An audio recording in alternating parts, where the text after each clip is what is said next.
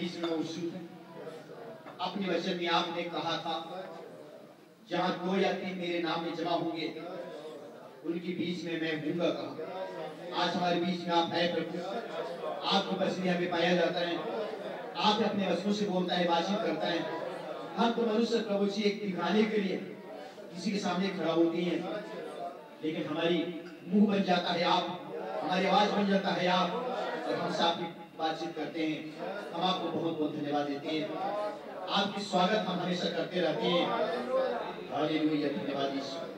एक बार फिर से प्रभु जी सुबह की नहीं हमारे बीच में अभिषेक उतर कर गाइएगा, हमारी समझ को खोलिए, हमसे बोले बातचीत करें, ताकि हम आज और भी आपको अच्छी रीति से समझ सके। मैं आपको बहुत बहुत धन्यवाद देते हैं प्रभु कि कुछ भाई बहन के साथ आपने बातचीत किया, उन्होंने आपके साथ वाचा बांध कर प्रभु आज आपके स्वर्गीय राज्य में प्रभु जो प्रवेश किए हैं, ताकि में उनकी बूढ़ी तो पृथ्वी पे है, लेकिन उनकी असली जीवन आज आपके स्वर्ग में है। प्रभु जी आपको बहुत बहुत धन्यवाद देते हैं। प्रभु जी सभी भाई बहन आपके लोगों के नीचे लेकर जाते हैं। नया जन्म पाए हुए भाई बहनों के प्रभु जी तैयार किए गए हैं, उसमें भी सहभागी होने के सब आपसे बहुत सबको पवित्र आत्मा से भरे और प्रभु जी आपकी महिमा होने पाए। धन्यवाद प्रभु जी, मेरी प्रार्थना सुनने के आशीष देने के लिए प्रभु यीशु मसीह का नाम करूं। कृपया आप सब अपने स्थान पर बैठ सकते हैं। बैठ सकते हैं। खुदा का धन्यवाद।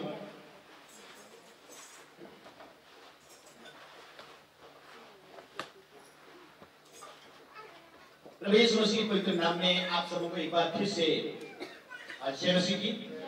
प्रभु का धन्यवाद हो, उसकी स्तुति की तारीफ हो। मैं खुदा का धन्यवाद देता हूं कि कुछ भाई बहन की जीवन में प्रभु ने बातचीत किया, उन्होंने फैसला लिया, प्रभु के साथ वाचा बांधा और हमने प्रभु के हाथ में समाप्त कर दिया। खुदा का धन्यवाद। आमीन।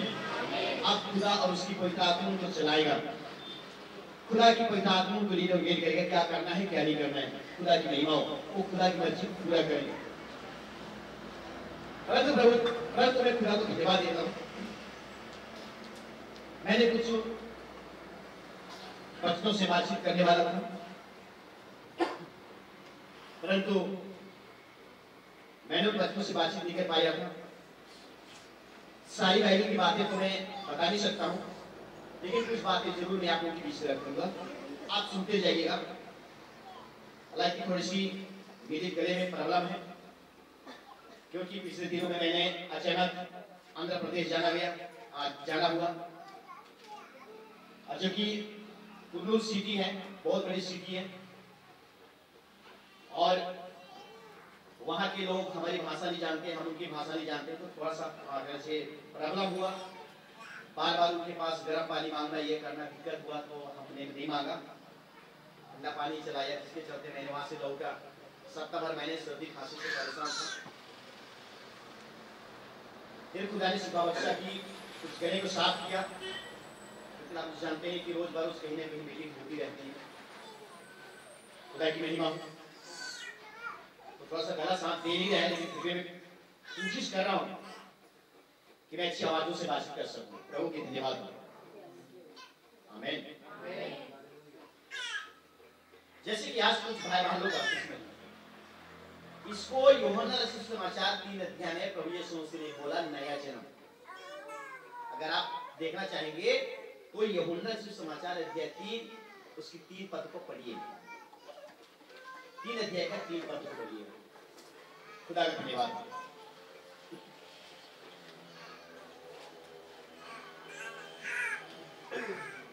यूहन्ना रचित समाचार अध्याय 3 उसकी 3 पद पढ़िए।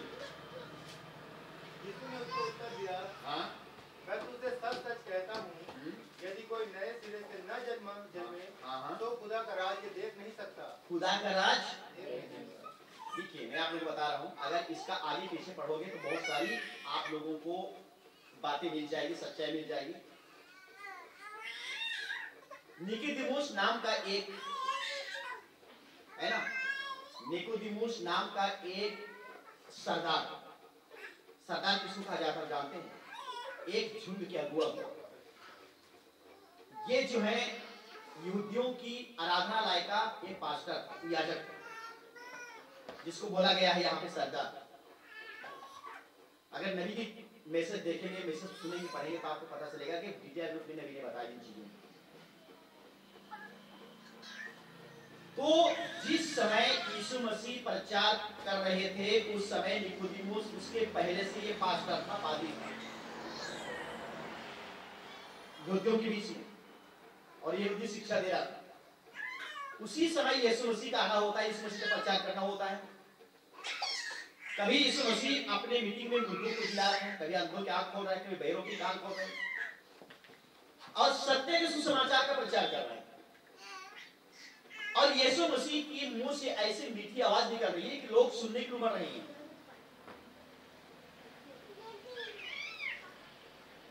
लेकिन ये निकोदेमुस क्या कर रहे हैं, अपने कलीसिया के लोगों में दबाव डाल रहे हैं, अपने कलीसिया के विश्वासों के बीच में दबाव डाल रहे हैं। अगर कोई इस कलीसिया के लोग यीशु मसीह की मीटिंग में जाते हैं उनको कलीसिया से बाहर किया जाएगा। इस डर से कोई भी विश्वासी यीशु मसीह की मीटिंग में नहीं जाते, दबाव के डर से। आज भी कई कलीसियाओं में ऐसी दबाव होती है, लेकिन वचन बताती है तुम सत्य को जानोगे, सत्य तुम्हें स्वतंत्र करेगा। जो स्वतंत्र व्यक्ति जो होता है वो किसी के दबाव में नहीं होता है। इस डर से कोई जाते नहीं थे। लेकिन निकोदेमुस एक पास्टर होने के नाते जानता है कि यीशु मसीह में अनंत जीवन है। अगर अनंत जीवन इसमें नहीं होता तो ये जो काम हो रहा है ना, ये नहीं होता। इसके साथ वास्तव में खुदा है। इसलिए अगर इसकी पहली पढ़ोगे तो ये निकोदेमुस दिन में नहीं रात में यीशु मसीह से मुलाकात करने के लिए जाता है। दिन में नहीं, रात में यीशु मसीह से उसकी बंगला भी मुलाकात करने के लिए जाता है। क्यों जाता है? विश्वासियों की डर से। विश्वासी भाई बहनों को इसने मना किया था कि यीशु मसीह की मीटिंग में मत जाना। अगर निकोदेमुस दिन दहाड़ा जाएगा, निकोदेमुस पास्टर की कार दिन में जाएगा, यीशु मसीह के बंगला में खड़ा होगा, तो विश्वासी लोग देखेंगे तो हमारे पादरी साहब की कार है, हमको जाने से मना करता है, आप क्यों जाता है? सवाल उठाएंगे। इसलिए भैया सूर्यास्त होने दीजिएगा, घर छाना दीजिएगा, मैं जाऊंगा और यीशु मसीह से मैं बातचीत करूंगा, क्योंकि अनंत जीवन उसको यीशु मसीह के पास है। यीशु मसीह की अंदर की बातों को जानता है, बताता है बेटा अच्छा फंसा है आज मैं तुम्हें सब सिखाऊंगा, तुम सेवकाई रखता रहे क्या? अनंत जीवन पाने वालों की द्वार को बंद कर रहे हैं। तब यहाँ पे वो बोलता है कि गुरु मैं जानता हूँ कि आप खुदा की ओर से आए हैं, इसलिए आपके साथ ऐसा होता है वैसा होता है। रब्बी कहते हैं, गुरु कहते हैं, यीशु मसीह कहता है जानता हूँ कि तुम क्यों ऐसा मुझे तेल पालिश लगा। तब यीशु मसीह यहाँ पे कहता है यदि कोई मनुष्य नए सिरे से जन्म नहीं लेगा स्वर्ग का राज्य को देख नहीं पाएगा। जाना तो मुश्किल की बात है, जाना तो आंख उठा करके देख नहीं पाएगा। स्वर्ग राज को देखने के लिए नए सिरे से जन्म लेना अवश्य है। अब ये जन्म लेना क्या चीज है? मनुष्य के लिए 2 बार मरना है और 2 बार जन्म भी लेना है, उसके बाद न्याय का होना भी बताती है। एक बार शरीर से जन्म लेते हैं, एक बार आत्मा से जन्म लेते हैं। शरीर से जन्म लेते हैं तब तक मनुष्य, इसको बोलते हैं शरीर पैदाइश, इसको बोलते हैं शारीरिक मनुष्य जो शरीर से पैदा होते। हमारे मम्मी पापा की शरीर से, हमारी मम्मी पापा की मिलने के बाद हमें पैदा हुआ, हम शारीरिक संतान, समझे ना? लेकिन मुंह के बोले गए वचन की द्वारा, समझे ना? यीशु मसीह के वचन की द्वारा हम देहधारी बने, हमने विश्वास किया और बपतिस्मा लेकर के हम पैदा हुआ, तो हम आत्मिक संतान हैं। एक बार शरीर से पैदा होते हैं, एक बार आत्मा से पैदा होते हैं। एक बार शरीर से मरते हैं और एक बार आत्मा से मरते हैं। शरीर से मरते हैं, उनको कब्रिस्तान में दफनाया जाता है। आत्मा से मरते हैं, आत्मा आत्मिकता में मरते हैं, उनको आग की झील में डाला जाता है। पहली मृत्यु शरीर मरते हैं, हमारे परिवार के लोग कब्रिस्तान में दफना देंगे, हमारा शरीर को दफनाएंगे, लेकिन हमारा जीवन, हमारी आत्मा कहाँ जाएगा? पापी है तो नरक जाएगा और धर्मी है तो स्वर्ग जाएगा, स्थान दूर। धर्मी लोग मरेंगे, छठवां आयाम में जाएंगे, पापी लोग मरेंगे, पांचवां आयाम में जाएंगे। प्रभु का धन्यवाद उसकी तारीफ। आमीन, हालेलुया। तो मरने के बाद शरीर खत्म होता है, शरीर को मिट्टी में मिलाया जाता है, लेकिन आत्मा जीता है, आत्मा मरता नहीं। उसके बाद जब श्वेत प्रकाशित वाक्य आप लोग पढ़े हुए हैं, लिखा गया है श्वेत सिंहासन, प्रकाशित वाक्य में जब श्वेत सिंहासन आदि तरह से अनुग्रह का समय है, इसलिए प्रभु यीशु मसीह अनुग्रह के सिंहासन पर बैठा हुआ है। कितनी भी पाप करते क्षमा मिलता है, लेकिन अनुग्रह के सिंहासन से उठ करके न्याय के सिंहासन पे बैठने वाला है, जो कि न्याय का सिंहासन बोला जाता है, सफेद सिंहासन, श्वेत सिंहासन लिखा हुआ है। अगर न्याय के सिंहासन पे बैठेगा उस समय अनुग्रह गिरेगा, सच्चाई का न्याय करेगा, वो पक्षपाती नहीं करेगा, प्रभु यीशु मसीह घूस लेने वाला नहीं है। और अगर कोई पाप में मरा हुआ है और जिसकी आत्मा को कैद खाना में रखा गया है, नरक मधुलोक में, जब श्वेत सिंहासन पे अगर यीशु मसीह बैठेगा, सब लोग जीवित होंगे। बाइबल में लिखी हुई है, कोई पेड़ में लटक करके मरा हुआ है, वहीं से जिंदा होकर के आएगा। कोई पानी में डूब करके मरा है, वहीं से जिंदा होकर के आएगा। कब्रिस्तान में दफना दिया गया, वहीं से वो जिंदा होकर के आएगा सफेद सिंहासन के पास। क्या करने के लिए? अपना बयान देने के लिए कि क्यों मरा, किस कारण से मरा, क्यों नरक गया है, इसका बयान देने।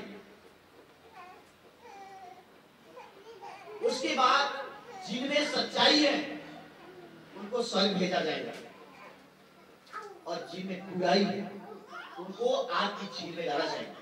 नरक और आग का झील एक ही नहीं है, ये दो अलग अलग है।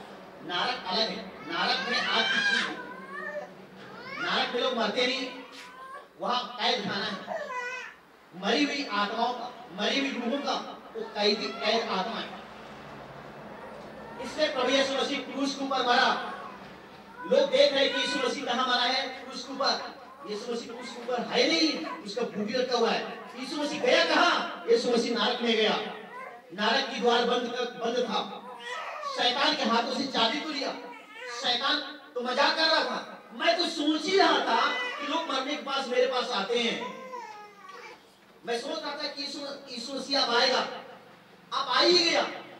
तब उनके हाथों से चाबी छीना, नरक की दरवाजा खोला, ताला खोला, और वहां कैद आत्माओं के पास जाकर उसने प्रचार किया। क्योंकि क्रूस से पहले धर्मी आत्मा और पापी आत्मा एक ही स्थान में बंद होते थे। वहां पे दो भाग था, एक नरक, दो भाग। यीशु मसीह क्रूस के ऊपर मरा और जाकर के नरक में प्रचार किया। उसके बाद धर्मियों के स्थान को बंद कर दिया। क्रूस के बाद जो धर्मी लोग आते हैं वो छठवां आयाम में ऊपर जाते हैं, नीचे पांचवां आयाम में नहीं जाते। खुदा का धन्यवाद, उसकी तारीफ। आमीन, हालेलुया। तो मेरे वहां नया जन्म पाए हुए लोग स्वर्ग में प्रवेश करेंगे, स्वर्ग में जाएंगे। आमीन। लेकिन अगर किसी ने नया जन्म नहीं लिया, वो आंख उठा करके स्वर्ग देख भी नहीं पाएगा। मैं खुदा का धन्यवाद देता हूं, उसकी तारीफ करता हूं। आमीन, हालेलुया। उसकी महिमा, उसकी तारीफ। दूसरी बात, आज दुनिया में तरह तरह की बत्तीस चल रही है। कोई झंडे को उठा रही है, समझे ना, और झंडे के नीचे निकाल दे रहे हैं, ये भी एक बत्तीसमा बोल रहे, बत्तीसमा हो गया। फिर थाली में पानी ले रहे, कटोरी में, और छींटा मार दे रहे हैं। पिता पुत्र पवित्र आत्मा के नाम में तुम्हें बत्तीसमा दे देते हैं, है ना। परमेश्वर पिता, परमेश्वर पुत्र, परमेश्वर पवित्र आत्मा, और फिर एक खुदा बोल कर तुमको बत्तीसमा दे रहे हैं। बाइबल में ऐसा कोई इलाव नहीं है। लोगों की समझ का फेर है, समझे ना, लोगों की विचार गंदा है, उल्टा समझते हैं। जब तक पवित्र आत्मा किसी को नहीं समझाता है, वो बाइबल के वचन को समझ पाना मुश्किल है। अगर लोगों से अगर कहोगे कि सही बत्तीसमा तो ऐसा भी है, तो लोग बोलते हैं। मत्ती सुसमाचार अध्याय 28-19 में प्रभु यीशु मसीह ने तो बोला है, पिता पुत्र पवित्र आत्मा के नाम में बपतिस्मा दो। अभी मैं आप लोगों को समझाता हूं, निकालिए आप लोग अपने बाइबल, मत्ती 28-19 पढ़िएगा। मत्ती 28-19 पढ़िए। इसलिए तुम जाओ सब जातियों के लोगों को चेला बनाओ। हाँ? और उन्हें पिता और पुत्र और पवित्र आत्मा के नाम से बपतिस्मा दो। अब यहाँ पे देखिए यीशु मसीह ने बोल रहे हैं। यीशु मसीह ने इन वचनों को कब बोला? यीशु मसीह मारा, यीशु मसीह जी उठा। ठीक है, मैं जो बोल रहा हूं बाइबल में कहीं ना कहीं लिखी हुई है। अगर हड़बड़ी में अभी समझ नहीं पाओगे आप, चलिए आराम के साथ पढ़िएगा, बार बार पढ़िएगा, समझे ना। अगर इससे बढ़िया आपको और प्रभु समझाता है, मैं कहूंगा गॉड ब्लेस, समझिए ना, बहुत बढ़िया। लेकिन जैसे मुझे प्रभु यीशु मसीह ने समझाया, मैं आप लोगों को समझा रहा हूं।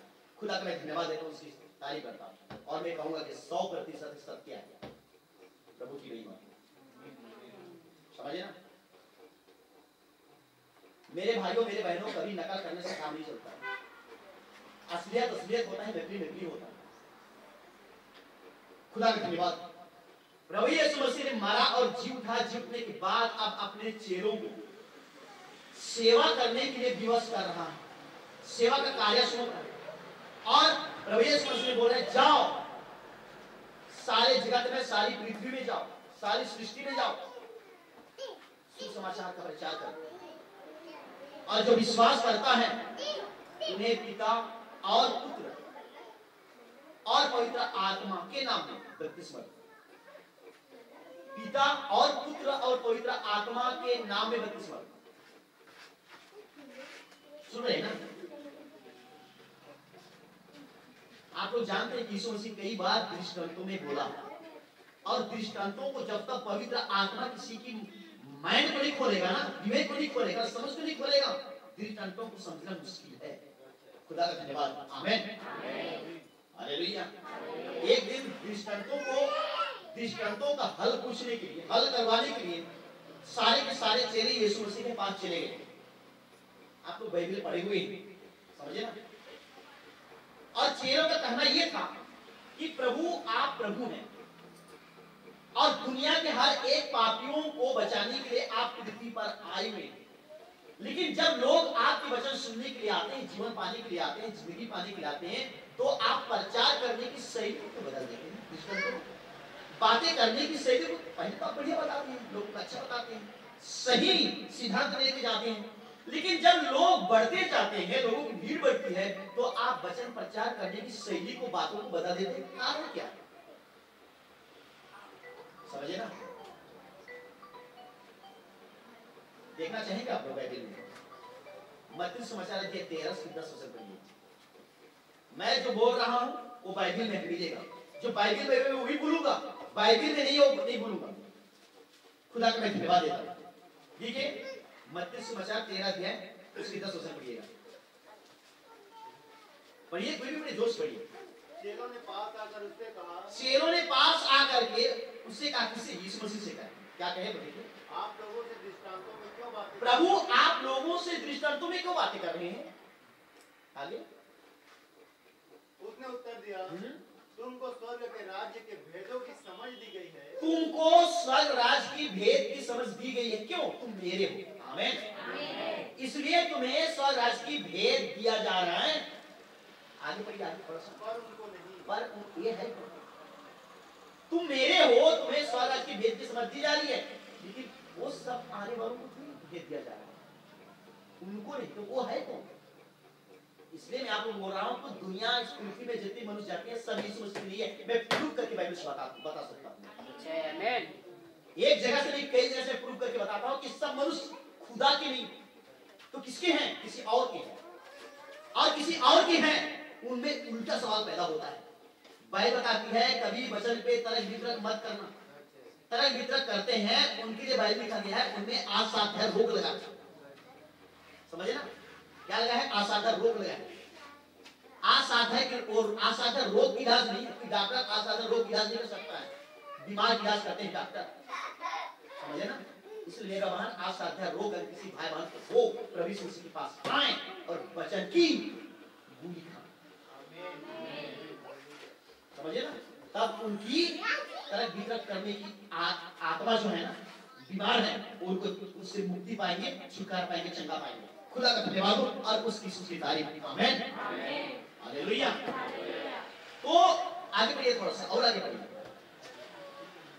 क्योंकि जिसके पास है उसे दिया जाएगा, जिसके पास उससे दिया जाएगा। हाँ, जिसके पास उससे दिया जाएगा। अब आगे, और उसके पास बहुत हो जाएगा, बहुत हो जाएगा। आगे, पर जिसके पास कुछ नहीं है उससे जो कुछ उसके पास है वह भी ले लिया जाएगा। जिसके पास कुछ नहीं है, ध्यान सुनिएगा, अगर थोड़ा बहुत भी है ना, उसको भी छीन लिया जाएगा, ताकि बिल्कुल जीरो बन जाएगा विश्वास का है। वो सेवा जीरो बन जाए, कुछ भी नहीं रहेगा।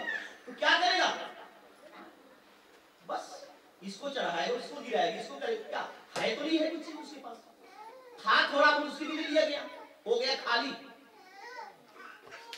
क्या करेगा वो? एक समय वो पास्टर का परिचय देता था, समझे ना, फिर बाद में देखो शराबी बन गया, जीवाड़ी बन गया, लूट खसुट करने वाला बन गया, दगादारी करने वाला बन गया। जो कुछ भी था ले लिया गया, और जिसके पास ज्यादा था उसको और दिया गया, ताकि उसके पास बहुत हो जाएगा। मेरे भाई बहन, अगर आप सच्चाई को प्राप्त किए हैं, उसका इस्तेमाल कर रहे हैं, आपको दिया जाएगा, पर आपके पास कभी कम नहीं होगा। लेकिन जिसको दिया गया है इस्तेमाल नहीं करेंगे, वो भी छीन लिया जाएगा। उस दिन वो विश्वास ही नहीं रहेगा। इसलिए अगर आपके पास थोड़ा बहुत वचन है, ईमानदारी के साथ उस वचन पे विश्वास करो और आनंद जीवन में आगे बढ़ते जाओ। प्रभु का धन्यवाद उसकी तारीफ। ध्यान से सुनिए, 19 वचन मैं पढ़वा दिया मत्ती 28:19 में पढ़ा। इस वचन को भी पढ़ा, उसको बाद में और पढ़िए, आप घर जाकर पूरा पढ़िए, आप इधर पढ़िए प्रभु क्या बता रहे हैं, आप लोगों को क्या समझा रहे हैं। आप देखिए मत्ती 28:19 में पढ़ रहा हूं। इसलिए तुम जाओ, सब जातियों के लोगों को चेला बनाओ और उन्हें पिता और पुत्र और पवित्र आत्मा के नाम से बपतिस्मा। यहाँ पे प्रभु यीशु मसीह ने बोला पिता और पुत्र और पवित्र आत्मा के नाम से बपतिस्मा। नाम होता है एक वचन। लोग बोलते हैं कि त्रिएक खुदा है, त्रिएक परमेश्वर लोग बोलते हैं, इसलिए यहाँ पे तीन बोला है, पिता पुत्र और पवित्र आत्मा। तीन खुदा दर्शानी आप, ये तीन नहीं है, ये तीनों एक ही सेक्स है, एक ही प्रभु है। खुदा का मैं धन्यवाद देता हूं। अभी मैं बाइबल से प्रूव करके बताता हूं। खुदा का धन्यवाद, उसकी स्तुति तारीफ। आमीन। यीशु मसीह के बारे में क्या बता रही है? प्रभु की महिमा हो, उसकी तारीफ। पहले पिता के नाम से जानते थे। मैंने दूसरे दिन सुबह बोल रहा था कि पुराने नियम में जो यहोवा लिखा हुआ है, अब यहोवा, वो यहोवा शब्द जो है नए नियम में यीशु बन गए। खुदा एक ही है। खुदा का धन्यवाद हो और उसकी स्तुति तारीफ। आमीन। अगर व्यवस्था विवरण जाएंगे, वहां पे लिखा गया है, हे इस्राएल सुन, तुम्हारा खुदा यहोवा है, वो एक ही है, लिखा गया। पतरस की पत्री में भी लिखा गया है, तुम्हारा खुदा है, तुम्हारा खुदा यहोवा एक ही है। दो तीन नहीं लिखा हुआ। ये लोग अपने से बनाते थे, सोच से बनाते थे, विचार से बनाते हैं। इसलिए प्रभु की सेवा करने वालों को अपनी मनगढ़ी कभी ठीक नहीं करनी, अपने मनगढ़ा नहीं करना। खुदा के वचन पर विश्वास करना है। पवित्र आत्मा से पूछें, क्योंकि पवित्र आत्मा सबसे एक अच्छा सुपर टीचर है, जो पवित्र आत्मा से सीखते हैं। मेरे बाबा वो एक सच्चा खुदा का जन होते हैं। मैं प्रभु का धन्यवाद देता हूं, उसकी तारीफ करता हूं। आमीन। यहाँ पे बहुवचन नहीं बोला। अगर बहुवचन यीशु मसीह बोला होता तो बोलता पिता और पुत्र और पवित्र आत्मा के नामों से बपतिस्मा देना। तो यहाँ पे तीन खुदा होते, नामों लिखा होता तो तीन खुदा होते। नाम लिखा है, इसका मतलब एक वचन, मतलब एक खुदा। खुदा का धन्यवाद, उसकी तारीफ। लोगों की समझ अलग अलग, जिसके कारण समझ ही सकते हैं। ना समझ पाने के कारण ही तो चेलों ने गए यीशु मसीह के पास और बोले कि प्रभु आप दृष्टांतों में क्यों प्रचार कर रहे हैं, आप खुले खुला प्रचार कीजिए, सही से लोगों को समझाइए, ताकि लोग समझ सकेंगे और आपकी प्योर वचन में चल सकेंगे। लेकिन आपके वचन की प्रचार करने की शैली को बदल देता है। तब यीशु मसीह कहता है, तुम मेरे हो, मेरे चुने लोग, मैं तुम्हें बचाने के लिए आया हूं, तुम मेरे लोग हो। इसलिए मेरे लोगों को शैतान के पाप में फंसाया, इसलिए मैं अपने लोगों को बुराई और पाप से बचाने के लिए आया हूं। मैं अपने लोगों के लोगों बहाने के लिए आया हूं। मैं दुनिया का पापियों का ठेका नहीं लिया हूं। इसलिए तुम्हारे स्वर्ग की बात, स्वर्ग राज की बातों की समझ दी जाती है, पर उनके लिए नहीं, वो जिंदगी में कभी भी नहीं समझेंगे। जो समझेंगे वो यीशु मसीह के हैं, जो नहीं समझेंगे वो लूसीफर के हैं। खुदा का धन्यवाद, उसकी स्तुति, उसकी तारीफ। आमीन। हालेलुया। क्या समझ सकते हैं कि आज लूसीफर भी मनुष्य में अवतार ले लिया है। दो पांव, दो हाथ उसका भी है, दो आंख उसका भी है, मनुष्य की जगह सिर, मनुष्य की सकान, वो भी अवतार लिया है। आज इस बात को भी तो जानना चाहिए। और ये बाइबल प्रूफ करेगा, बाइबल साबित करेगा, कोई प्रचारक साबित नहीं करेगा। अगर कोई प्रचारक अपने आप से साबित करता है, झूठा प्रचारक है। लेकिन अगर वचन साबित करती है, वो 100% सर्वमान्य है और सत्य है, और सत्य पर विश्वास नहीं करेंगे वो है अविश्वासी। खुदा का धन्यवाद, उसकी तारीफ। आमीन, हालेलुया। बपतिस्मा केवल एक ही है। इफिसियों की पत्री अध्याय 4 निकालिए। इफिसियों की पत्री, ठीक है, उसकी अध्याय 4 निकालिए। इफिसियों की पत्री अध्याय 4, आज उसकी 4, 5 और 6 वचन पढ़िएगा। एक ही देह है और एक ही आत्मा। देखिए, एक ही देह है और एक ही आत्मा। आगे बढ़िए। जैसे तुम्हें जो बुलाए गए थे, अपने बुलाए जाने से एक ही आशा है। एक ही आशा है। जिनको खुदा बाप ने बुलाया है ना, उनके पास एक ही आशा है। जवाब केवल नहीं, उनके पास एक ही आशा है। क्योंकि प्रभु ने वादा किया है, मैं जा रहा हूं जगह तैयार करने। जगह तैयार हो जाएगा, मैं फिर से आऊंगा। 28 में बादल आ गया। आज क्या कर रहे हैं? आपको मुझे तैयार कर रहे हैं कि ये हमारा पाप से, बुराई से भरी हुई जीवन नहीं जाएगा। इसलिए प्रभु यीशु मसीह अपने वचन की सिंहासन में सजा रहा है, अपने वचन के वस्त्र में पहना रहा है, ताकि हमारा एटीट्यूड सही हो जाए, हमारा चरित्र सही हो जाए, हमारा विश्वास सही हो जाए, ताकि हम स्वर्ग में प्रवेश करने लायक हो जाएं। तब सुबह में बता रहा था कि इलिया आएगा और सब कुछ सुधारेगा। तो हमारे जाने से पहले, प्रभु यीशु मसीह आने से पहले इलिया आएगा और क्या करेगा? सब कुछ क्या करेगा? सुधारेगा। इस सुधार का काम इलिया नबी को सौंपा गया है, और इलिया नबी को भी ना समझे, उनकी सेवकाई को ना समझे, हमारा सुधार कैसे आएगा? और इलिया नबी की 2 मिनिस्ट्री है। कितना है? 2 मिनिस्ट्री है, समझे ना? माता पिता के मन को उनके बच्चों की ओर लौटाना है, और बच्चों के मन को उनकी माता पिता की ओर लौटाना है। ये 2 सेवकाई चलेगा। जब इलिया नबी आएगा, तब ये जो सेवकाई चलेगा, तो उसके विषय में हमें परिचय कौन देगा? कौन समझाएगा कि इलिया नबी के 2 सेवकाई चल रहा है? माता पिता के मन को पुत्रों को फेरना, और पुत्रों के मन को माता पिता की ओर फेरना। ऐसा ना हो कि ऐसा ना हो कि मैं आ जाऊंगा और मुझे नाश करना पड़ेगा, है ना? माता पिता का मन पुत्रों को नहीं लौटेगा, पुत्रों का मन माता पिता को नहीं लौटेगा, और यीशु मसीह आ जाएगा और ये सेवकाई नहीं हुआ रहेगा। यीशु मसीह को नाश करना पड़ेगा। इससे पहले ये सेवकाई चलना आवश्यक है। खुदा का मैं धन्यवाद देता हूं। आमीन। तो यहाँ इस रात में जो बैठे हुए हैं, ये किसकी सेवकाई है? इलिया नबी की आत्मा की सेवकाई। समझे ना? हम उसकी सेवकाई नहीं है, या फिर इलिया नबी की सेवकाई, उसकी आत्मा यहाँ पे काम कर रहा है। और इलिया नबी का आत्मा अगर किसी भारत की जीवन में काम किया, उसकी जिंदगी बदल जाती है। खुदा का मैं धन्यवाद देता हूं, उसकी तारीफ करता हूं। आमीन। आप पढ़िए भाई साहब 5 वचन, इफिसी 4:5 पढ़िए। एक ही प्रभु है। ध्यान से सुनिए, लिखा गया है, हम लिखा किस पर विश्वास करते हैं? हम बाइबल के वचन पे विश्वास करते हैं। एक ही प्रभु है। आगे, एक ही विश्वास, एक ही बपतिस्मा। ध्यान सुनिए, क्या लिखा है आपकी बाइबल में? एक ही प्रभु, एक ही विश्वास, एक ही बपतिस्मा। वो है प्रभु यीशु मसीह के नाम में। ध्यान सुनिएगा, खुदा का धन्यवाद हो, उसकी सुनी तारीफ। कई बपतिस्मा नहीं है दुनिया में चल रही हो, बाइबल इस बात को इससे साबित कर रही है। एक ही बपतिस्मा। खुदा का धन्यवाद हो। आमीन। एक ही विश्वास। आज रोमन कैथोलिक का विश्वास अलग, लूथरन की विश्वास अलग, पेंटिकोस्टल की विश्वास अलग, मेनोनाइट की विश्वास अलग, बैप्टिस्ट की विश्वास अलग, ओनली जीसस की विश्वास अलग। हर कलीसिया का अलग अलग विश्वास है। इस कलीसिया के लोग उस कलीसिया का विश्वास नहीं करते हैं, उस कलीसिया के लोग उस कलीसिया लोगों की विश्वास नहीं करते हैं। विश्वास में बंटवारा हो गया है, समझे ना? इसलिए आज लोग बन नहीं पा रहे हैं, परंतु बिगड़ रहे हैं। इसलिए आज की सेवकाई सबकी विश्वास को एक कर रहा है। सबका प्रभु एक ही है, वो है प्रभु यीशु मसीह। चाहे पिता कहो, चाहे पुत्र कहो, चाहे पवित्र आत्मा कहो, है यीशु मसीह। आमीन। इसमें सबका विश्वास एक होना चाहिए। एक प्रभु पर सबका एक ही विश्वास होना चाहिए, और सबका एक ही बपतिस्मा होना चाहिए, वो यीशु मसीह के नाम में। जो कि पतरस एक ही झटके में लगभग 3000 लोगों की यीशु मसीह के नाम में बपतिस्मा लिया।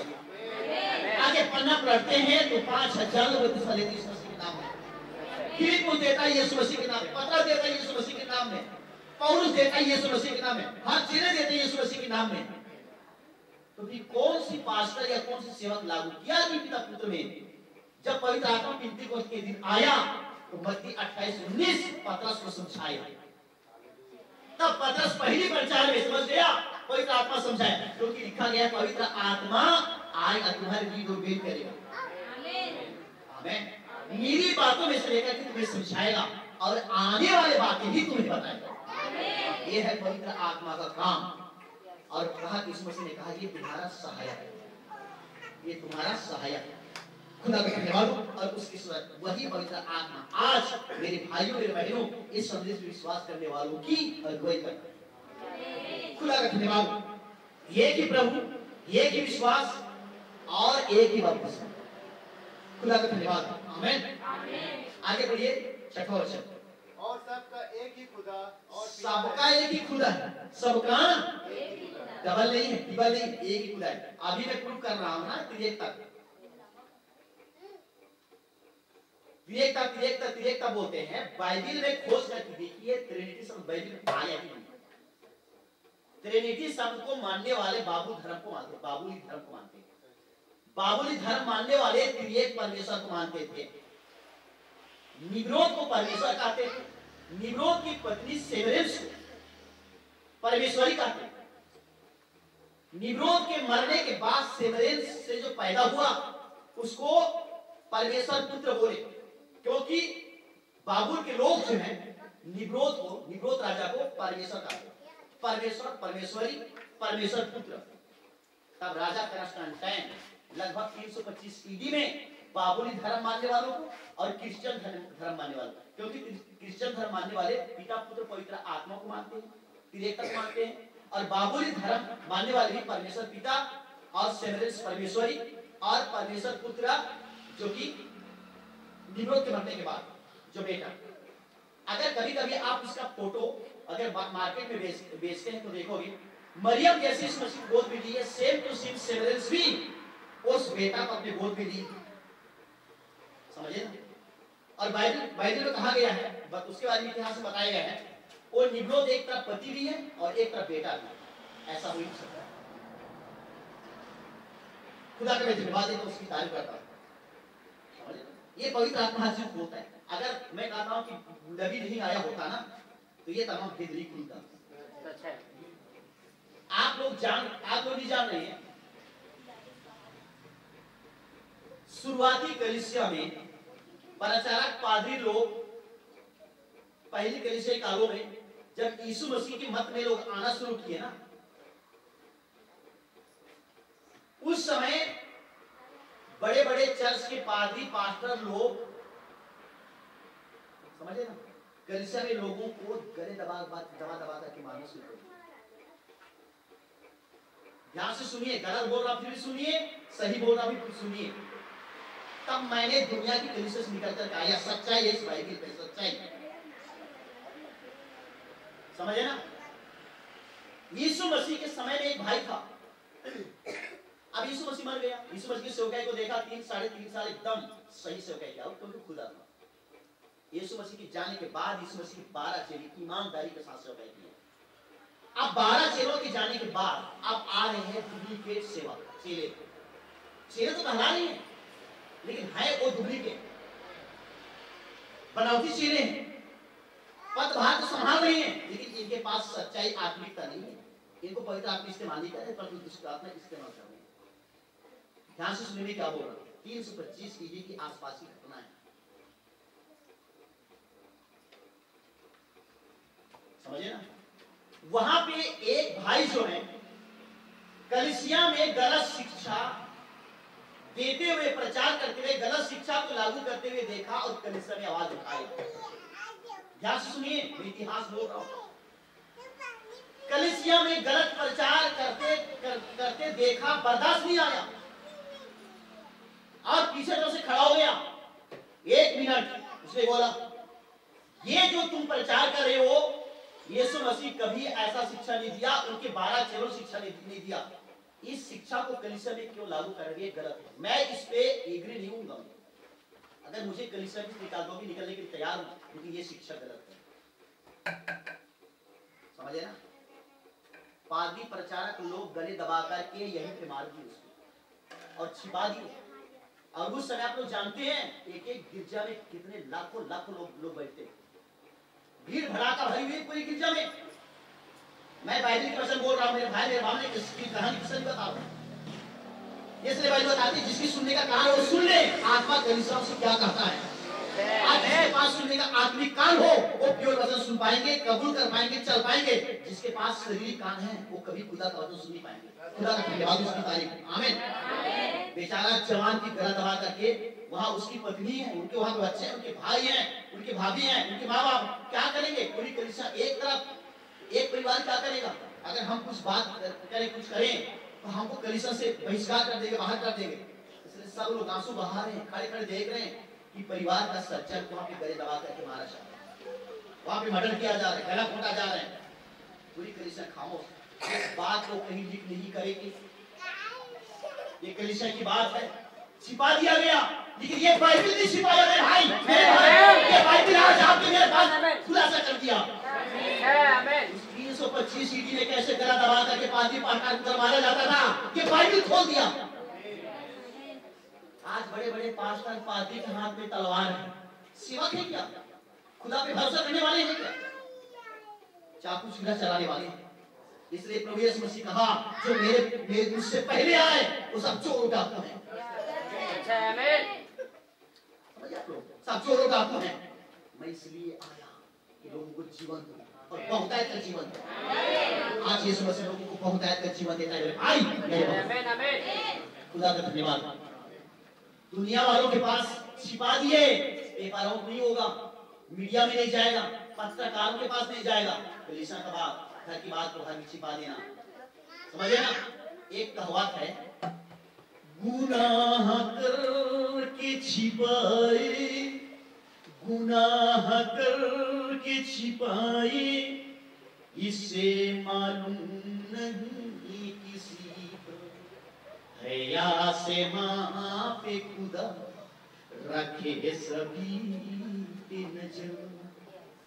लोगों के पास तो छिपा दिए, लेकिन आसमान में यीशु मसीह बैठा है, उसकी नजर धर्मी पापी सभी पर लगा हुआ है। खुदा का धन्यवाद हो। ये रात यीशु मसीह आपसे बात करेगा, देखना ये रात में भी आसर रात में ये मेरे भाई मेरे ये खुदा का वचन खुलासा हो रहा है। खुदा का मैं धन्यवाद देता हूँ। आमीन। यीशु मसीह ऊपर से देख रहा है कैसे मारा जा रहा है, ठीक है?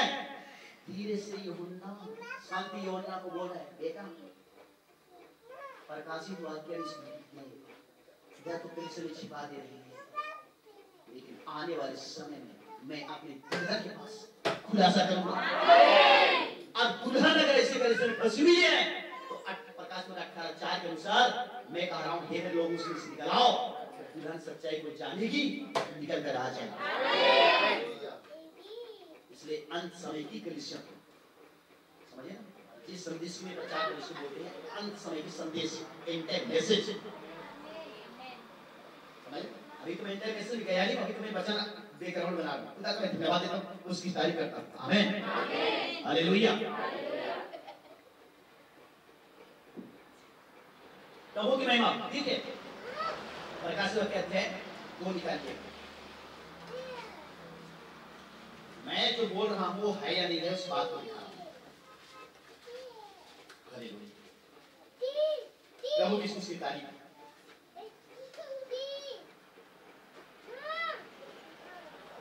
आप पढ़िए 2 अध्याय का 13 वचन से पढ़िएगा। प्रकाशित वाक्य अध्याय 2 के 13 वचन से आगे पढ़िएगा। मैं जानता हूँ कि तू वहाँ रहता है जहाँ शैतान का सिंहासन है। अपने लोगों से बात कर रहा है। देखिए यीशु मसीह अपने लोगों से बात कर रहा है और कह रहा है मैं जानता हूँ कि तू कहाँ रहता है, वहाँ रहता है जहाँ शैतान की। तुम बोल रहे हो मेरे भाई मेरे बाप हम गिरजा जाते हैं, वहाँ पे विधि रखा गया। तो विधि किसका है? शैतान का। उस सिंहासन किसका है? शैतान का। यीशु मसीह बोल रहा है प्रकाश वाक्य वचन ध्यान सुनिएगा। आमीन। मैं जानता हूँ कि तू वहाँ रहता है जहाँ शैतान का सिंहासन है। आगे बढ़िएगा साहब। तू मेरे नाम पर स्थिर रहता है, तू मेरे नाम पे स्थिर रहता है, मेरे नाम पर, इसलिए नाम में बपतिस्मा होता है, लाका से नहीं होता, उपाध्याय नहीं होता है। नाम में स्थिर रहना है, पाप की क्षमा नाम में, अनंत जीवन नाम में, स्वर्गीय जीवन नाम में। समझ आप लोग? मेरे नाम में स्थिर रहते हैं। नाम से बहुत शैतान हटा दिया, नाम से हटा करके लाका को लेकर रख दिया। लेकिन आज हमें नाम में रहना है। खुदा का धन्यवाद हो। आमीन। बड़ी भाई साहब, नाम स्थिर रहता है और मुझ पर विश्वास करने से उन दिनों में भी पीछे नहीं हटा। मुझ पर विश्वास करने से उन दिनों में भी, जो कलीसिया में भी मार करके दबा दिया जा रहा था, उन दिनों में भी मुझ पर विश्वास करने से पीछे नहीं हटा। समझे ना? ध्यान से सुनिएगा, उन दिनों पीछे नहीं हटा। इधर सी बात लेकिन इधर से बताया, खुलासा किया जाए। आगे बढ़िए साहब। जिनमें मेरा विश्वास योग्य साक्षी अंतिपास तुम्हारे बीच उस स्थान पर घात किया गया जहाँ शैतान रहता है। किसको? अंतिपास को तुम्हारे बीच में उस स्थान पे मारा गया जहाँ शैतान रहता है। गिरजा नहीं, इसलिए मैं बोल रहा था सब गिरजा प्रभु का, शैतान का भी गिरजा। मैं बाइबल से प्रमाणित करके बता सकता हूँ।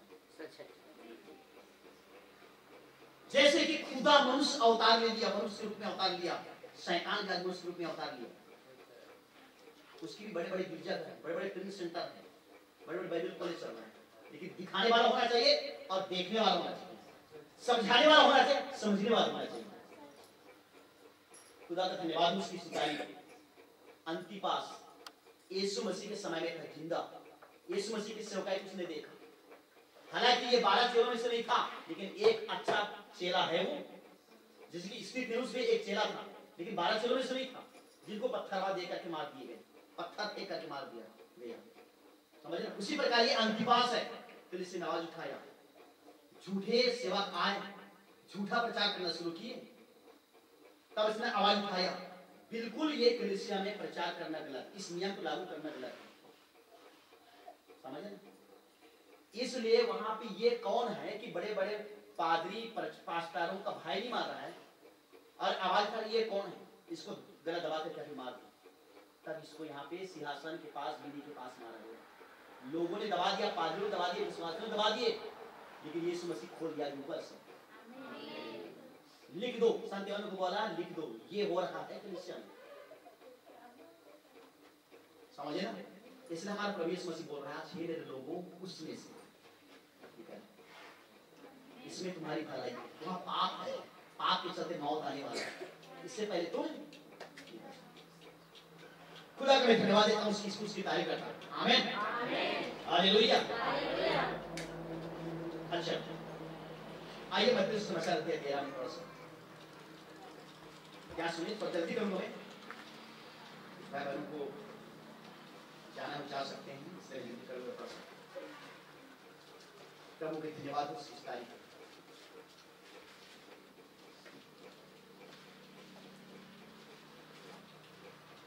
प्रभु की महिमा।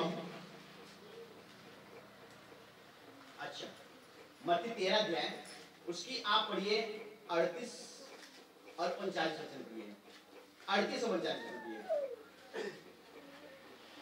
खेत संसार है, अच्छा बीज राज्य की संतान। अच्छा, एक मिनट सुनिए, खेत क्या है? संसार है, संसार के लोग खेत है। और यहाँ लिखा गया है अच्छा बीज राज्य की संतान। कौन सा राज है? स्वर्ग राज। तो स्वर्ग राज का संतान ये कौन है? प्रभु यीशु मसीह। समझे ना? अच्छा बीज प्रभु यीशु मसीह। आगे पढ़िए। और जंगली बीज दुष्ट की संतान है। यहाँ लिखा गया जंगली बीज दुष्ट। दुष्ट किसको बोला जाता है? शैतान। तो जंगली बीज दुष्ट की संतान, इसी को बोलते हैं गोड सीड और सरपंच सीड। खुदा का बीज, शैतान का बीज। समझिए ना? गोड सीड खुदा का बीज, सरपंच सीड शैतान का बीज। शैतान के बीज से शैतान पैदा होगा, खुदा के बीज से खुदा पैदा होगा। जैसे कुत्ता के बच्चे को कुत्ता बोलते हैं, बिल्ली के बच्चे को बिल्ली बोलते हैं, शेर के बच्चों को शेर बोलते हैं, उसी प्रकार शैतान की बच्चा शैतान ही होगा और खुदा के बच्चे खुदा ही होंगे। समझ? जैसे कि मैंने सुबह बोल रहा था, ठीक है। लोग बोलते हैं कि मरने के बाद कोई कुत्ता जन्म लेता है, कोई बिल्ली जन्म लेता है, जैसा करामुझ से वो जन्म लेते हैं। ये सब गलत है, समझे? वो उदाहरण के लिए बोल रहा था, अगर आम का बीज डालो, अगर उसमें अमरूद पौधा निकलेगा, तब मैं मानूंगा कि बीज बदलता है। लेकिन आम के बीज से आम ही पैदा होगा, अमरूद के बीज से अमरूद ही निकलेगा, नारियल के बीज से नारियल ही निकलेगा, सेव पपीता नहीं निकलेगा। समझे ना? जब मनुष्य के बीज से मनुष्य ही पैदा होगा। खुदा का धन्यवाद, उसकी तारीफ। आमीन, हालेलुया। कभी-कभी लोग काल्पनिक बातों को भी सही करने की कोशिश करते हैं, वो खुदा को सही होता है। खुदा का मैं धन्यवाद देता हूं, उसकी तारीफ करता हूं। आमीन, हालेलुया। एक बात याद आ रही है, पहला यूहन्ना अध्याय 3 उसकी पद 12 पढ़िएगा। पहला यूहन्ना अध्याय 3 और पद 12 पढ़िए। तो क्या लिखा इसमें? हाँ, और कैन के समान न बने जो दुष्ट से था, हाँ? और जिसने अपने भाई को घात किया, और उसे किस कारण घात किया? इस कारण कि उसके बुरे काम बुरे थे और उसके भाई के काम धर्म के थे। यहाँ बाइबल में लिखी गई है, और कैन के समान ना बने जो दुष्ट से था। किससे था? दुष्ट से। कौन? तो दुनिया तो जानती है कि कैन आदम से पैदा हुआ। किससे पैदा हुआ? आदम कैन का बाप था। हव्वा जो है वो कैन की मां थी। सबकी ध्यान एक तरफ है ना? तो बाइबल क्यों बता रही है कि कैन के समान ना बने जो दुष्ट से? इसका मतलब आदम दुष्ट है, पैदा करने वाला कैन को पैदा करने वाला आदम दुष्ट है। आदम को पैदा करने वाला खुदा भी दुष्ट है। खुदा दुष्ट है, आदम दुष्ट है, आदम का बेटा कैन भी दुष्ट है। बाइबल कहती है कैन के समान ना बनो क्योंकि दुष्ट से था। ध्यान सुनिए मैं क्या बोल रहा हूं। इसलिए सुबह बोल रहा था बुक बड़ खबर प्रचार करता हूं। प्रचार करने की शैली मेरे पास नहीं है। खुदा का धन्यवाद उसकी तारीफ। मैं आप लोगों को बताऊं, खुदा दुष्ट नहीं, पवित्र खुदा है, पवित्र पिता है। आदम को भी पवित्र आदम बनाए, समझे ना? लेकिन दुष्ट कौन है? कैन। क्योंकि कैन आदम का बेटा नहीं है। समझ आप लोग? कैन जो आदम का बेटा नहीं, और आदम किसका बेटा है? लूसीफर, शैतान का बेटा। इसलिए मैंने यूहन्ना से समाचार पढ़वाया, दुष्ट का बीज, जल्दी बीज दुष्ट का है ना, दुष्ट का संतान है। अच्छा बीज राज का संतान है। आप लोग जानते हैं कि आदम की वाटिका में 2 बीज लगाए गए। एक को कहते थे जीवन का बीज, एक को कहते थे भले बुरे ज्ञान का बीज। समझ आपको? भले बुरे ज्ञान का वृक्ष कौन है? शैतान। जीवन का वृक्ष कौन है? प्रभु यीशु मसीह।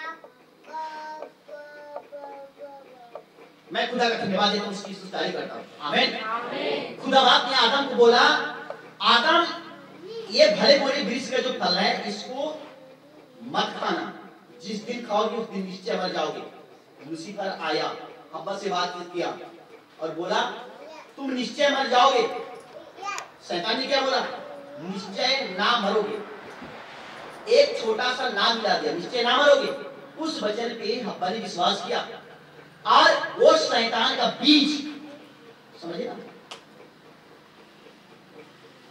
शैतान का बीज, इसको बोलते हैं शैतान जो है हव्वा के साथ। हव्वा को वचन की बाड़े के अंदर रखा गया था। कहाँ रखा गया? वचन की बाड़े के अंदर। समझे ना? निश्चय मत खाना, ये खुदा का वचन था, खुदा की मुंह से निकला। लेकिन खुदा की मुंह से निकला वचन को ना मान करके लूसीफर के मुंह से निकला निश्चय ना मरोगे, उस पे विश्वास किया और शैतान की बातों को मानी। समझ आप लोग?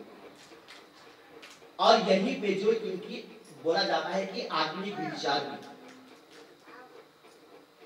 समझे ना? पहले आदम हव्वा के द्वारा बच्चे पैदा होते, मुंह के बोले गए स्पोकन वर्ड के द्वारा बच्चा पैदा होते। आदम बोलता है कि हब्बा यार इस समय इस बार हमारे लिए लड़की चाहिए। बचन गया हब्बा के पेट में और बचन देधारी हो गया और लड़की ही पैदा हो मुंह के बोले गए वचन के द्वारा।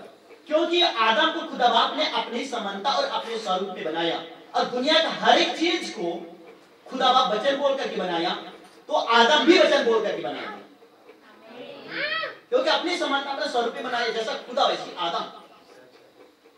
इसलिए आदम को कहते हैं प्रोडक्ट और हब्बा को कहते हैं बाई प्रोडक्ट।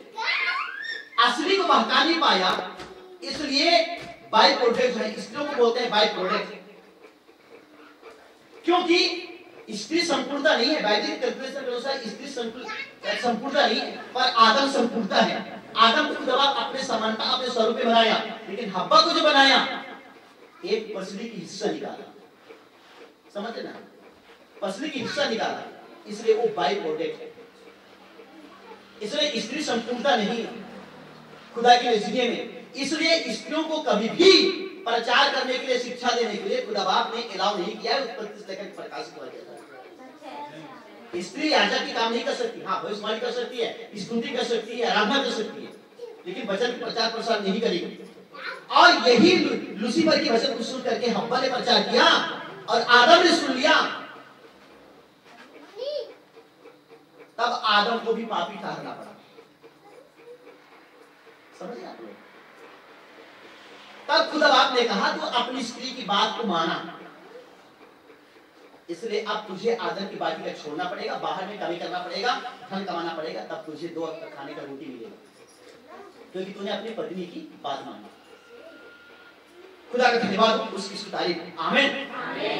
आज जब शैतान के साथ खेल खेलने के बाद, शैतान के वचन को विश्वास करने के बाद जो गर्भवती बनी, समझे, इससे पैदा हुआ कौन? कैन।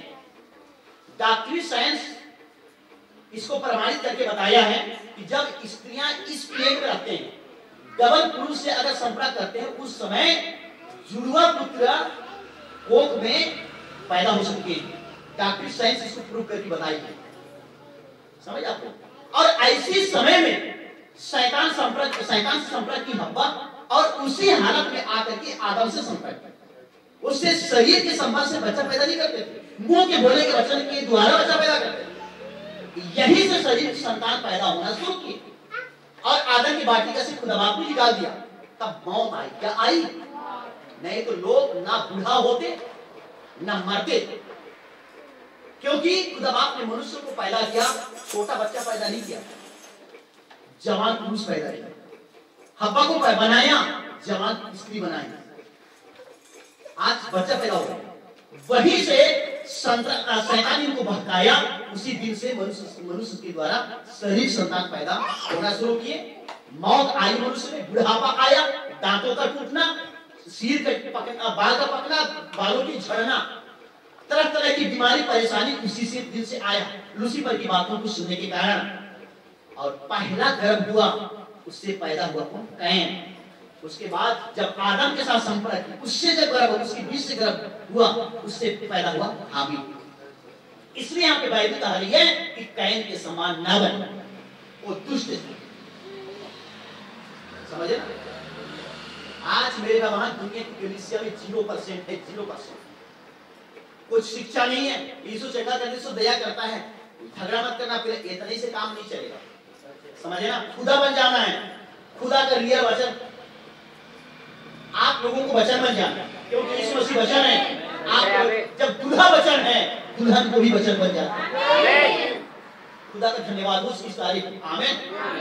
लोग बोलते हैं धर्म परिवर्तन कर रहे हैं, धर्म बदल रही है, बकवास है, बकवास। इस वजह शिक्षा में धर्म परिवर्तन नहीं किया जाता, धर्म बदला नहीं जाता, जान बदला नहीं जाता। सच्चा खुदा को समझा जाता है, जानना जाता है कि वो एक खुदा है। खुदा का मैं धन्यवाद देता हूं, उसकी तारीफ करता हूं। आमीन। हालेलुया। शैतान ने लोगों की बुद्धि बंदी कर दिया है, जिसके चलते लोग समझ नहीं सकते हैं। खुदा का मैं धन्यवाद देता हूं, उसकी तारीफ करता हूं। आमीन। हालेलुया। अच्छा, एक चीज और याद दिला रहे खुदा बाप,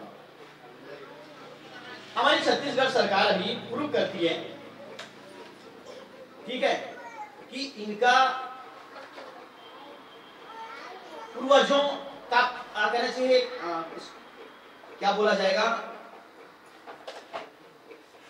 वंश बीज, ठीक है, पूर्वजों को वंश बीज देखा जाएगा, है ना। इनके पूर्वज कौन थे, किससे कौन पैदा हुआ, किससे कौन पैदा हुआ, किससे कौन पैदा हुआ, वंश बीज में होना चाहिए, ठीक है। उसमें अगर मैं बाप हूं तो मेरे बाद मेरे बच्चों की नाम आएगा क्रम विक्रम। अब ये नकल सरकार कहां सीखी है, बाइबल सीखी है, समझ आप लोग। हर सरकार में बहुत सारा जो नियम है वो यही से लागू हुआ है। वो कचीरी कहां से लागू है, बाइबल से लागू हुआ है। सब कुछ यही है, मेरे बाबा यही है। खुदा का धन्यवाद है तो उसकी तारीफ करता हूं। आमीन, हालेलुया, हालेलुया, उसकी महिमा हो। मान लीजिए भाई पतरस मसीह यहाँ पे बैठे, उदाहरण के लिए भाई के पास लड़के बच्चे नहीं है, लड़कियां पैदा हुई, या तो लड़की भी पैदा नहीं है, लड़का भी पैदा नहीं है, कोई संतान नहीं भाई के पास, तो अपने सगा संबंधी लोगों से बात करेगा कि बेटा को मुझे दे दीजिए, मैं अपना बेटा स्वीकार करूंगा, इसको मैं इसको गोद नाम लूंगा। क्या लूंगा? लेकिन मैं कहता हूं ये भाई पतरस की खून से पैदा नहीं हुआ है, इसका बीज से पैदा नहीं हुआ है। ये हालांकि मतलब ये गोद नामा ले रहा है, लेकिन अगर इसकी बीज से पैदा नहीं हुआ है वो इसका बेटा हो ही नहीं सकता। हालांकि अपना पूर्वज उसके नाम कर दे वो अलग बात है, लेकिन सत्य ये है कि इसका बेटा होने के लिए इसकी खून से पैदा होना चाहिए, इसका बीज से पैदा होना चाहिए, ठीक है। भले नाम दे देगा, सब कुछ कर देगा, उसके नाम में सब प्रॉपर्टी कर देगा, लेकिन इसका बेटा नहीं हो सकता है। इसका प्रॉपर्टी चला गया किसी दूसरे परिवार में, इसका सारा प्रॉपर्टी को किसी लड़का ने छीन लिया, अपना सारा चीज किसी के हाथ में कर दिया, है ना। आप लोग जानते हैं कि याकूब जो है अपना बड़ा भाई एसाव का सारा अधिकार छीन लिया, समझे। जो आत्मिकता में घटना घटी वो शरीर की घटना घटा है, जो शरीर की घटना घटी वो आत्मिकता में घटना घटी है, लेकिन देखने के लिए आंख होनी चाहिए, दिखाने वाला भी कोई होना चाहिए। सत्य इसी में, खुदा का धन्यवाद, आमीन, हालेलुया, हालेलुया। तो वंश वृक्ष में अगर किसी का नाम नहीं है उसका बेटा हो नहीं सकता। कोर्ट कचहरी में चल जाएंगे लड़ने के लिए तो क्या साबित करेंगे मेरे बात। गांव वालों से गवाह पूछा जाता है कि इसी से पैदा हुआ है कि किसी और का बेटा है, गांव वाले बोलेंगे हाँ इसी से पैदा हुआ, तब वो इसका बेटा है, समझे ना। अब आप लोगों को दिखाऊंगा कि आदम की वंशावली बाइबल में होनी चाहिए ना, क्योंकि बाइबल की नकल कर रही है सरकार, तो बाइबल में होना चाहिए। अब मैं आप लोगों को आदम की वंशावली दिखाऊंगा। आदम की वंशावली में कैन की नाम है के लिए, अगर आदम से पैदा हुआ है तो आदम को आदम से पैदा हुआ है तो कैन का नाम कभी भी आदम नहीं निकालेगा, अपना बेटा का नाम वहां पे लिखवाएगा, चाहे थोड़ा हिस्सा में थोड़ा देगा या ज्यादा देगा, लेकिन वहां उसकी नाम होनी चाहिए। समझ में आ रही है ना। हो सकता है ऐसी बातें आप पहले नहीं सुने, सुने हैं तो बोर्ड में नहीं सुने, अच्छी बात है, दोहराया जा रहा है, लेकिन मैं तो जिंदगी में कभी नहीं सुना, नहीं देखा नहीं, और है बाइबल में। खुदा का धन्यवाद और उसकी तारीफ, आमीन। तो कैन की आदम की वंशावली कहां से हम देखेंगे? उत्पत्ति की पुस्तक से। तो आइए उत्पत्ति की पुस्तक में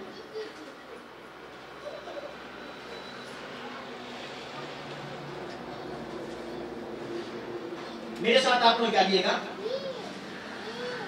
उत्पत्ति की पुस्तक अध्याय 5, उत्पत्ति की पुस्तक अध्याय 5, ठीक है। एक पद से कुछ पद तक पढ़िएगा, 5 अध्याय 1 पद से कुछ पद तक पढ़िएगा।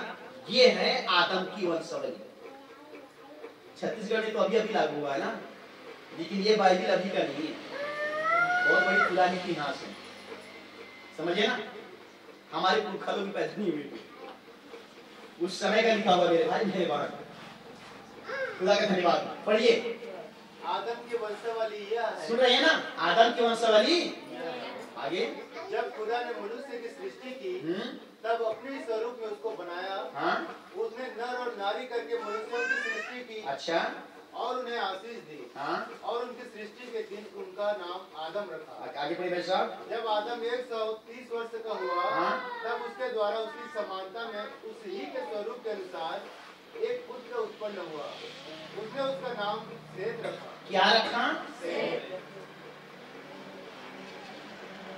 तो कैन का नाम क्यों नहीं आया यहाँ? उसका नाम कैन रखा बोलना चाहिए ना। मैं बना करके नहीं बोल रहा हूँ।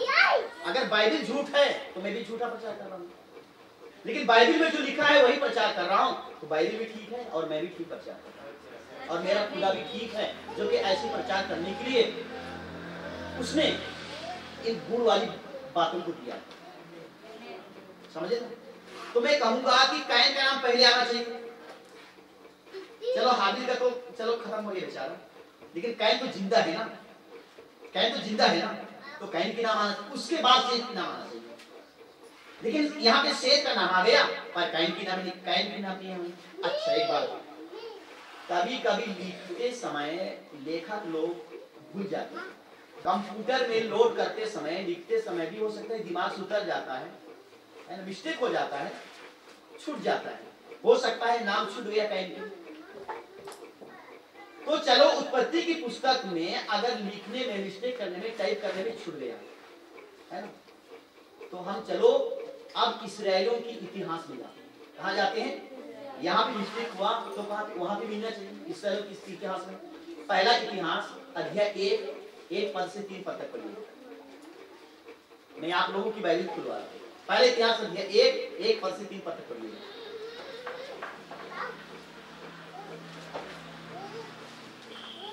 जिस किसके लिए मिलता है मेरे भाई पढ़िए। हाँ, एक अध्याय 1 पद से 3 पद पढ़िए, इसके बीच में आप मिल जाएंगे। आदम से पैदा हुआ सेत, सेत से पैदा हुआ एनोस, और आगे केनान महलेल। हाँ, फिर केनान महलेल ऐसे पैदा होते गए। तो कैन का बस रुकिए, अब कैन का नाम कहाँ गया? आदम, सेत, एनोस, महलेल दुनियादारी नाम आ रहे हैं, कैन का नाम क्यों नहीं आ रहा है इतिहास में? यहाँ गड़बड़ी हुआ तो यहाँ तो गड़बड़ी नहीं होना चाहिए। चलो ठीक है, पुरानी नियम में गड़बड़ी हुआ, भूल गए, छूट गया। मैं आप लोगों को नए नियम में लाता हूं यीशु मसीह के वंशावली में। अगर यीशु मसीह के वंशावली में आदम आता है तो कैन के भी आना चाहिए। अगर नए नियम में यीशु मसीह के वंशावली में एनोस का नाम आता है, सेत का नाम आता है, तो कैन का नाम भी आना चाहिए। चलो हबील का तो मर्डर हो गया, हत्या हो गया। समझ रहे क्या बोल रहा हूँ, क्या समझा रहा हूँ? खुदा का धन्यवाद, आमीन। आप नए नियम में लेकर आता हूँ यीशु मसीह के वंशावली में। तो यीशु मसीह के वंशावली आपको निकालिएगा लूका 3 अध्याय उसकी 38 वचन में। लूका 3:38। हाँ पढ़िए। और वह एनोस का, और वह एनोस का, और वह सेत का, और वह सेत का, और वह आदम का, और वह आदम का, और वह खुदा का पुत्र था। और वह खुदा का पुत्र था। समझे ना? फिर कैन का नाम था। इसलिए नए नियम में पहला यूहन्ना अध्याय 3 और उसकी 12 वचन में लिखी गई है, कैन के समान ना बनो जो दुष्ट से। अगर कैन शैतान के बीज से पैदा होता है और उस कैन क्या है? एक मनुष्य क्या है? तो जब कैन मनुष्य है तो उनकी संतान शेर है, भालू है, कुत्ती भी है। मैं इतिहास बता रहा हूं मेरा महान, समझे ना? इसलिए जिसकी सुनने का काम सुन ले, आत्मा कलीसियाओं से क्या करता है, समझिए आप लोग। तो कैन के संतान सब बच्चे, उनकी पूरी वंश मनुष्य को क्या है? मनुष्य को। तो आज शैतान के संतान कौन है? मनुष्य। इसलिए प्रभु यीशु मसीह कह रहा है, तुम मेरे हो इसलिए तुम्हारे स्वराज के भेदों की समझ दी जाती, पर इनको मैं कहां की बातें छोड़ूं, कहां की बातें बताऊं। खुदा का धन्यवाद, उसकी तारीफ। आमीन, हालेलुया। चलो मिलते रहेंगे, बातचीत करते रहेंगे। खुदा आप खुदा सा करता है। ठीक है, ज्यादा खाना खाने से ना अनपास हो जाता है, कभी पीछे पकड़ता है, कभी उल्टी रहता है। थोड़ा खाओ ताकि वो पच सके, थोड़ा सुनो, मनन करो ज्यादा, अध्ययन करो ज्यादा। अगले दफा मिलेंगे खुदा कौन सी बच्चा से बात, थोड़ा और बताइए ना। खुदा का धन्यवाद हो, उसकी तारीफ आमीन। क्योंकि 32 वाली हुए वालों के लिए ब्याह रखा गया है, कुछ भाई बहनों को जाना है, ठीक है। प्रभु का धन्यवाद, उसकी तारीफ हो। जरूर आप लोग यहाँ से जाने से पहले अपनी मोबाइल में Intime message divine love tabernacle Chhattisgarh के नाम से, समझे ना, छत्तीसगढ़ सरकार के द्वारा इस सेवकाई को करने के लिए पूरी छत्तीसगढ़ में जो मान्यता मिला हुआ है, उसी के नाम से डिवाइन लव टेबरनेकल के नाम से, मिनिस्ट्री के नाम से ही यूट्यूब चैनल है। अपने अपनी मोबाइल पे जरूर आप इसको लें, ताकि जहां कहीं भी हम सेवकाई करते हैं आपके मोबाइल में आएगा, आप घर बैठे सुनिएगा, मीटिंग देखिएगा। प्रभु आप लोगों को बड़ी कर दे। खुदा का धन्यवाद, आमीन। अब मैं उनके लिए छोटी सी टोपी रखूंगा जो 32 में लिए हुए हैं, उनके लिए प्रभु बोल। इतनी मोटी बाइबिल पे मैं कहाँ की बातें दिखाऊं, कहाँ की बातें ना दिखाऊं, लेकिन जरूर मैं दिखाऊंगा आने वाले समय, ठीक है। 32वां पाए हुए लोगों के लिए प्रभु भोज, ठीक है। प्रभु भोज कभी भी सुबह या 10 बजे या दोपहर या दिन में प्रभु भोज दिया नहीं जाता है, प्रभु भोज दिया नहीं जाता। ये फसा, इसको फसा की कुर्बानी करते हैं। और जब भी फसा की कुर्बानी करते थे पुरानी नियम में, सूर्यास्त के बाद, लिखा गया गोधूली के बाद। गोधूली का मतलब होता है जब सूर्यास्त हो रहा है, सारा जानवर जब घूमने फिरने के लिए पहाड़ जंगलों में ये आपस आ रही है, चरवाहा सारी भेड़ों को, बकरियों को, भैंसों को, गाय को सब ला रहे हैं घर, क्या करने के लिए, अब रात भर उसको बांधने के लिए। ये टाइम जो होता है गोधूली का टाइम होता है। गोधूली के समय कुर्बानी करते हैं फसा। इस 32वां को पहले फसा के रूप में माना जाता है। इसको लाघन पर्व भी बोलते हैं, फसा का पर्व भी बोलते हैं, अख़मीरी रोटी का पर्व भी बोलते हैं, समझे ना।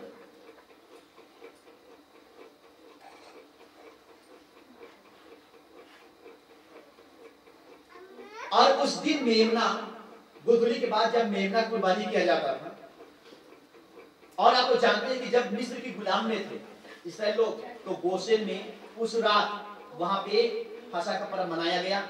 वहां पे जिन जिन घरों में अख़मीरी रोटी का पर्व मनाने के लिए थे, उस घरों में चौखट को अलगों में लहू पोता गया। उसी राम मिस्र देश के पहलौठों को मारने के लिए, चाहे मनुष्य का हो, चाहे जानवर को, चाहे कोई भी चीज को ना हो, हर एक पहलौठों को मारने के लिए आधी रात में मारने वाला फरिश्ता, मारने वाला सुरदूत लंगी तलवार लेकर के आने वाला था। इससे पहले खुदा मूसा को चेतावनी दिया कि आज तुम्हारे लिए फसह का पर्व है, इसलिए फसह का मेमना कुर्बानी करो। और फसह की मेमना की कुर्बानी का लहू जिस घर में फसह खाएंगे, उस घर के चौखट और दोनों अलगों में लहू को, ताजा लहू को क्या करना है, पोता ही करना है, चिन्ह लगाना है, छिड़कना है, ताकि मारने वाला फरिश्ता आएगा, वो पहले चौखट देखेगा, और जिस चौखट में लहू है उस घर में घुसेगा नहीं। बाकी पूरी मिस्र देश में हाहाकार मच गया, मौत ऊपर मौत, मौत ऊपर मौत। और उसी दिन, उसी रात फिरौन राजा ने मूसा और हारून को बुलाकर बोला, फौरन सुबह होते हैं तुम हमारी मिस्र देश छोड़ करके चले जाओ। समझे ना। आज मेरे बाबा ने कोई संस्था को पकड़ करके रखने की कोशिश करेगी, कोई गलत सेवक पकड़ने का कोशिश करेगा, वहां पे मौत खड़ा कर देगा, लेकिन आपको स्वर्ग लेके रहेगा, आपकी इच्छा होके रहेगा, आपको दुनिया में कोई ताकत रोक नहीं पाएगा। एक तरफ है दुनिया, एक तरफ है दुल्हन, दोनों की अपनी मंजिल, एक जीना है, एक मरना है। आज पूरी दुनिया में हर एक क्रिश्चियन लोग एक हो रहे हैं। इसके पहले नबी ने भविष्यवाणी किया था, देखना अंत समय का लक्षण है कि सारे के सारे लोग एक हो जाएंगे, सारे के सारे हिंदू मुस्लिम एक हो जाएंगे, लेकिन दुल्हन उनके साथ कॉम्प्रोमाइज नहीं करेगी। दुल्हन का कोई नियम नहीं है, वचन के अलावा कोई कानून नहीं। दुल्हन का नियम कानून सब कुछ बचन है यीशु मसीह। समझे ना, कंप्रोमाइज नहीं करेंगे। हालांकि दुल्हन की जान चली जाएगी। 325 ईडी में घर जला दिया गया, स्त्रियों को नंगी करके उसके पति को हाथ पैर को बांध दिया गया, उनके बच्चों को पटक पटक के मार दिया गया। सही वचन को मानने वालों को बुरी वचन के साथ सहमति ना हो करके सही वचन को मानना शुरू किए, कितने लोगों को जला जला करके मार दिया। इतिहास बताता है, समझे ना। तब वहां पे नबी ने बताया 6 करोड़ 80 लाख लोग जिनको मार दिया गया वो प्रभु के पास पहुंच गए। 6 करोड़ 80 लाख लोग, समझ आपने? खुदा का धन्यवाद। तो जब 6 करोड़ 80 लाख लोग पहुंच गए वहां पे, तो अभी के लोग जाए ना जाए, यीशु मसीह के पास पहले से आदमी लोग पहुंच चुके हैं। खुदा का मैं धन्यवाद देता हूं, उसकी तारीफ करता हूं। इतिहास पढ़िए, पूरे इतिहास खोल दिया सब चीज को, नबी के मैसेज पढ़िए। ऐसे ऐसे पुस्तक में इतिहास लिखी हुई है, वो पुस्तक ओपन नहीं करती। नबी ने पुस्तक का नाम बता दिया, इस पुस्तक को पढ़िए, इस पुस्तक को पढ़िए, पूरी वहां पे विवरण बताया गया है। सो खुदा का धन्यवाद उस चीज की तारीफ। तो प्रभु भोज दिन में दोपहर या 10 बजे दिया गया है। ये प्रभु भोज के लिए सूर्यास्त होना जरूरी है।